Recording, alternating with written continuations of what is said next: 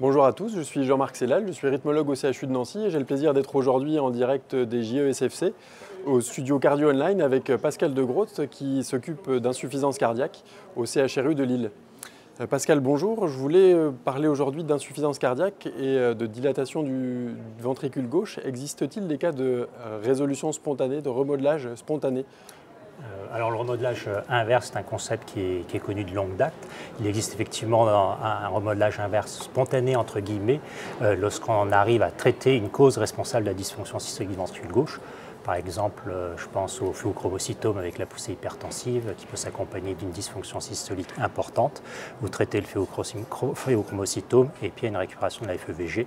Et vous connaissez également tous d'autres situations comme les troubles du rythme supraventriculaire rapide qu'on régularise, la revascularisation coronaire, la chirurgie valvulaire et aussi bien sûr l'arrêt de certains toxiques comme l'alcool.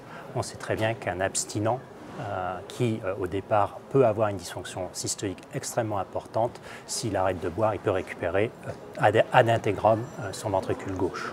D'accord. Et lorsqu'un traitement étiologique n'est pas efficace ou pas disponible, quels médicaments faut-il privilégier ?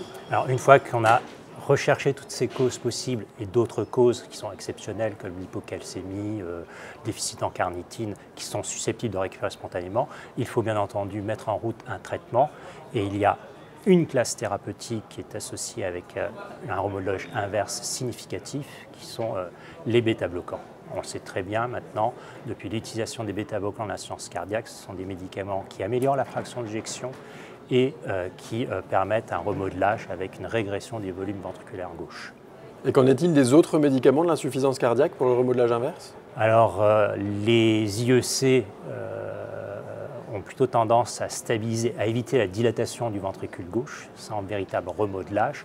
Les antagonistes des récepteurs minéralocorticoïdes ne marchent pas.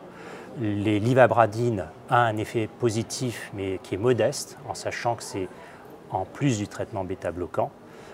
Quant à la digoxine, il y a un petit effet sur la fraction d'éjection, effectivement, mais la digoxine est maintenant très peu utilisée. Et d'après vous, quelle est la place de la resynchronisation cardiaque ? Alors la resynchronisation cardiaque est l'autre méthode thérapeutique extrêmement efficace et on le sait très bien, je pense qu'on a tous connu des patients avec des dysfonctions ventriculaires gauche significatives importantes, un bloc de branche gauche et qui se normalisent sous resynchronisation et il faut effectivement mettre en place une resynchronisation chez ce type de patient. Alors c'est extrêmement intéressant parce que les bêta-bloquants et les resynchronisateurs et la resynchronisation sont un peu complémentaires. Pour les deux, de toute façon, il ne faut pas qu'il y ait eu trop de destruction cellulaire, donc pas de séquelles infarctus du myocarde important, pas trop de fibrose myocardique à l'IRM. Et les bêta-bloquants semblent agir beaucoup mieux chez des patients tachycardes, avec une tension artérielle pas trop basse, mais un ventricule gauche très dilaté et des fractions d'éjection qui sont basses. Les bêta-bloquants ne marchent pas chez des gens, ou marchent beaucoup moins bien chez des gens qui ont un bloc de branche gauche. Et à l'opposé, bien entendu, la resynchronisation marche très bien chez des gens avec des QRS très larges, avec un aspect typique de bloc de branche gauche, et semble mieux marcher chez des gens qui ont une histoire d'insuffisance cardiaque plus courte, donc pas une très longue maladie d'insuffisance cardiaque, et un ventricule gauche pas trop dilaté. Donc c'est vraiment deux thérapeutiques qui sont complémentaires et qu'il faut associer de manière obligatoire si le patient a un bloc de branche gauche. L'autre particularité, c'est que le bêta-bloquant va agir dans les 6 mois après l'introduction, et puis ce sera tout. Alors que le resynchronisateur, il faut être patient. Il y a ceux qui répondent rapidement, mais ça peut prendre 6 mois, 1 an, 2 ans, voire il y a même des réponses jusqu'à 4 ans. Donc ça peut prendre beaucoup de temps, et on peut voir progressivement améliorer la fraction d'éjection de ces patients-là. Et enfin, pourquoi la restauration d'une FEVG normale est importante ? Elle est fondamentale parce qu'on modifie complètement le pronostic de ces patients. Toutes les études, que ce soit avec les bêta-bloquants ou avec la resynchronisation, ont montré que si on arrivait à améliorer la fraction d'éjection de ces patients, leur pronostic était bien meilleur.